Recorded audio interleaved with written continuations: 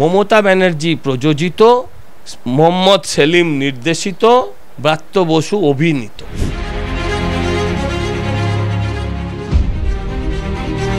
যাদবপুরে অচলাবস্থা এখনও জারি, তবে সেই আঁচ এসে পড়েছে রাজ্য রাজনীতিতে। কেউ কেউ বলছেন 3 মিনিটে দখল করবেন, কেউ বলছে 10 মিনিটে। কিন্তু সজল ঘোষ কতক্ষণের মধ্যে দখল করতে পারবেন যাদবপুর? আমি কিছুই করতে পারবো না। আমি কি পাগল? আমি কি ম্যাগি বানাতে বসেছি নাকি? কেউ 3 মিনিটে, কেউ 30 সেকেন্ডে। এই সমস্ত পাগলের পাগলামি, হ্যাঁ, আর এই পাগলামির প্রতিযোগিতা আমার কোনো ক্ষমতাই নেই যে আমি কিছু করতে পারি। হ্যাঁ, ওসব মদো মাতাল তো করার ক্ষমতা থাকলে করছে না কেন? করার যদি ক্ষমতা ছিল এত তো করে দেখাচ্ছিস নি কেন বাবু? তোদের মন্ত্রীকে ঠ্যাঙালো, উল্টে তোদের পুলিশ বাধ্য হলো সেই মন্ত্রীর বিরুদ্ধে এফআইআর নিতে।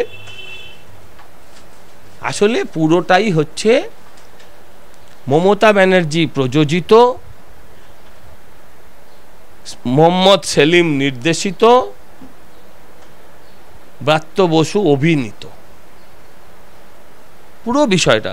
যত কাণ্ড যাদবপুর। নাম পাল্টাতে পারেন, কিন্তু নির্দেশনা, প্রযোজনা, অভিনয় এটা পাল্টাতে পারবেন না।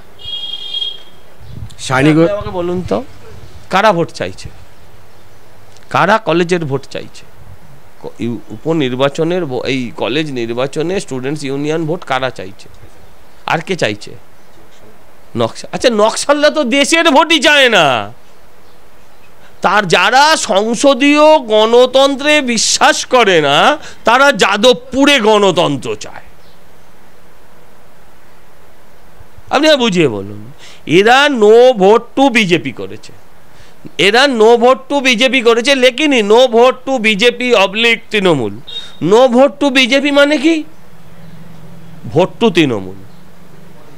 কোনো পাগল, কোনো, আপনি চলে যান গোবরা মেন্টাল হসপিটালে, একটা পাগলকে জিজ্ঞাসা করুন যে সিপিএমের জেতার কোনো সম্ভাবনা আছে?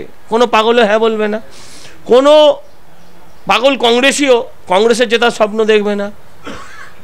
বিজেপি নিয়ে আপনাদের দুমত থাকতে পারে, কিন্তু 40% ভোটকে আপনি অস্বীকার করতে পারবেন না। অতএব অপ্রাসঙ্গিককে আর প্রাসঙ্গিক করা যাবে না। কিন্তু যদি কিছু 2%, 3% ভোট, দেখুন এবারের ভোটটা 3-4%-এর খেলা, 3-4%-এর খেলা। এই 2-3% যদি কোনোভাবে সিপিএমের বাক্সে ঢুকিয়ে দেওয়া যায়, তাহলেই হয়ে গেল। পুরো নতুন একটা পার্টি আসবে, নতুন একটা পার্টি আসবে। আপনারা বলছিলেন না পশ্চিমবঙ্গে, তো নতুন যে পার্টিটা আসছে তার নাম হচ্ছে TM-CPM। কি নাম? TM-CPM। কথাটা বুঝতে পেরেছেন?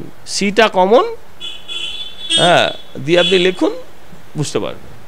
পুরো ব্যাপারটা তাই, পুরো ব্যাপারটা সাজানো ছক। নো ভোট টু বিজেপি আর করলে হবে না, এবার এইরকমভাবে করছে। আপনি আমাকে বলুন তো, এখন অবধি কজন গ্রেপ্তার হয়েছে?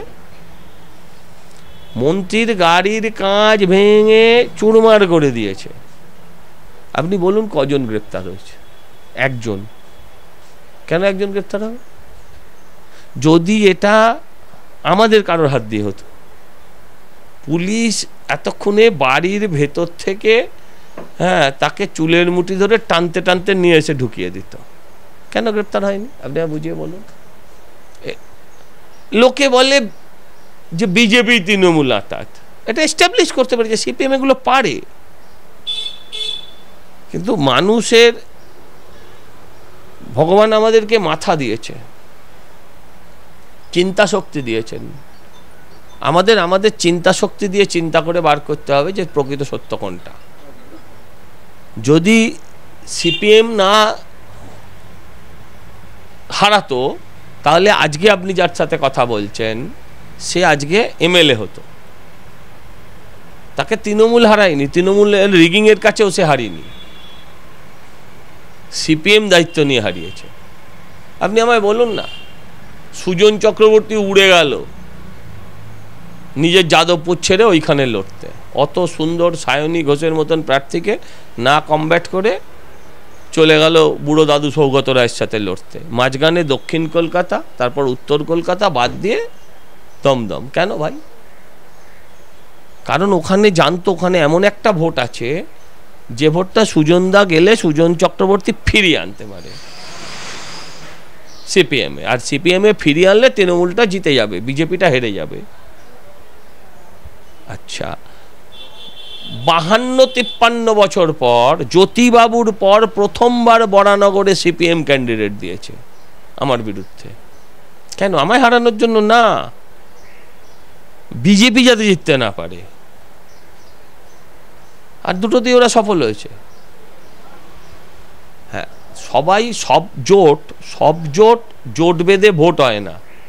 রাজনীতির জোট তো এটা, সব রাজনীতির জোটে জোট বেঁধে ভোট হয় না। কিছু রাজনৈতিক জোট নিজের নাক কেটে অপরের যাত্রাভঙ্গ করার মধ্যে দিয়েও হয়, এটাই তাই। না, দিদি বলছেন যে আপনারা ভুয়ো ভোটার ঢোকাচ্ছে, ভুয়ো ভোটার ঢুকে একটা ভুয়ো ভোটার দেখাতে পেরেছেন দিদি? ভুয়ো ভোটার দেখাতে গেলে ভোটার লিস্ট দেখাতে হবে। দিদি এক পিসও ভুয়ো ভোটার দেখাতে পারেনি। 3টে নাম বলেছেন, 3টে এপিক কার্ডের সেম এপিক নাম্বার। একজন মুর্শিদাবাদের ভোটার শহীদুল, আমি ঠিক বলছি কিন্তু, শহীদুল মুর্শিদাবাদের ভোটার, আর সোনিয়া দেবী হরিয়ানার ভোটার। ভালো করে বোঝার চেষ্টা করুন। আসলে আপনারা বুঝতে না বুঝেই প্রচার হচ্ছে। মমতা দি বলেছেন 2টো এপিকের গন্ডগোল। ভোটার লিস্টে কোথাও একটাও কারচুপি উনি দেখাতে পারেননি, কারণ ভোটার লিস্টে যে কারচুপি আছে সেইটা আমরা দেখিয়ে রেখেছি। ভোটার লিস্টের কারচুপিটা আমরা 16 লাখ না 17 লাখ আমাদের নেতারা ইতিমধ্যে নির্বাচন কমিশনকে জমা করেছে। 17 লক্ষ ফলস ভোটার। উনি তাই ভোটার লিস্টের ধারে কাছে যাচ্ছেন, উনি এপিক কার্ডে যাচ্ছেন। আচ্ছা, আপনি বলুন, আপনি এপিক কার্ড নিয়ে কখনো ভোট দিতে গেছেন? আপনি কখনো কেউ এপিক কার্ড নিয়ে ভোটার কার্ড নিয়ে ভোট দিতে যাননি? ভোটার কার্ড নিয়ে ভোট দিতে গেছেন। তো ভোটার কার্ড নিয়ে ভোট দিতে গেলে কি বলে? ভোটার কার্ডে দেখে আপনার ছবি, আপনার নাম, আপনার এতে জিজ্ঞাসা করে আপনার ঠিকানা, এখানে লেখা আছে ঠিকানার সঙ্গে মিলছে কিনা। এপিক নাম্বারটা কে দেখে? এপিক নাম্বার দেখে কে মেলায়? কেউ এপিক নাম্বার থেকে মেলায়? আচ্ছা, হরিয়ানার রাস্তার যা নাম আছে, হরিয়ানার যে ঠিকানা আছে, সেই লোকটা সেই রাস্তার নাম নিয়ে এখানে ভোটার লিস্টের নাম তুলবে কেমন করে? উঠবে কেমন? আরে আপনারা সাধারণ বোধবুদ্ধি কি সংবাদ মাধ্যমেরও নাই? দিদি নাচাচ্ছে, আপনারা নাচছেন। আমি চাই এটা নিয়ে ভালো করে ঝড়াই পোচাই হোক, ভোটার লিস্ট ভালো করে ঘেটে দেখা হোক, তাহলে দুধ কা দুধ পানি কা পানি হয়ে যাবে। শুভেন্দু অধিকারী 73 নম্বর ওয়ার্ডে কার্যালয় করছেন, মনে হয় যে এতেই দেখো ব্লাড প্রেশার, হ্যাঁ 110, হ্যাঁ বলছে যে তুকতাক করা শুরু করেছে, শুভেন্দুকে বান ফান না মেরে দেয়, এসব করে তো। হ্যাঁ, যে একবার নন্দীগ্রামে গিয়ে হেরেছি, আবার এখানে হারাবে বলে উঠে পড়ে লেগেছে, ভয়ঙ্কর ব্যাপার। 100% জিতবে। মমতা বন্দ্যোপাধ্যায় নিজের বুথে হারে। আমি যেদিন আমার নিজের বুথে হেরে যাব, বুঝবো আমার আর পৃথিবীতে জায়গা নেই। আমি যেদিন আমার নিজের বুথে হেরে যাব, সেদিন বুঝবো আমার আর পৃথিবীতে জায়গা নেই। মমতা বন্দ্যোপাধ্যায় নিজের বুথে হারেনি। এই প্রথম রোহিত শর্মাকে সৌগত রায়কে জবাব দিতে হলো কালকে নিউজিল্যান্ডকে জিতে। সৌগত রায় বলছেন যে ওর ফিটনেস নেই। সৌগত রায়কে কি মানে ক্রিকেট বিশেষজ্ঞ হওয়া উচিত ছিল? সৌগত তার ফিটনেস নিয়ে অন্তত প্রশ্ন আমি করতে পারবো না। রোহিত শর্মার ফিটনেস দিয়ে সৌগতদা করতে পারে। এই বয়সে রবিনা ট্যান্ডনের সঙ্গে যেরকম নাচছিলেন আমি দেখেছি, সে নাচ আপনিও নাচতে পারবেন না, সেই ঠুমকা আপনিও দিতে পারবেন না। এই ফিটনেস নিয়ে অন্তত সৌগত রায়ের সঙ্গে কারোর তুলনা করবেন না। সৌগত রায় এইদিকে 1 নম্বর, ফিটনেস দারুণ। আপনি কলকাতা কাউন্সিলর, ফিরহাদ হাকিম আপনাদের মেয়র, আপনার কি মনে হয় যে ফিরহাদ হাকিমকে যদি 10 আপনার দেওয়া হয়, 10-এর মধ্যে কত দেবেন মেয়র হিসাবে? 10-এর মধ্যে আমি তো কিছু দিতেই পারবো না। আমি তো কিছু দিতেই পারবো না ওনাকে দেওয়ার মতো আমার কাছে কিছু নেই। তো শূন্য দেওয়ারও রুচি নেই আমার, ওকে শূন্য দেওয়ারও আমার রুচি নেই। আচ্ছা, কিসের জন্য নাম্বার দেবেন আপনি একটা দুটো কথা বলুন, যে এর জন্য তো নাম্বার দেওয়া উচিত। আমি বললাম যে আমি শূন্যও দিতে পারবো না, ছেড়ে দিন। এবার আপনি আমায় বলুন যে ওনাকে কত দেওয়া উচিত এবং তার কারণ ব্যাখ্যা করুন। আপনি সাংবাদিক না, উনি বলছেন যে বামফ্রন্টের আমার তো এখন যে কলকাতার জল জমাটা সেটা অনেকটা কন্ট্রোলে, অনেক কমে। আপনার তাই মনে হয়? না, আমিও জিজ্ঞাসা করছি, আপনি তো কলকাতাবাসী, আমি আপনাকে জিজ্ঞাসা করতে পারি না?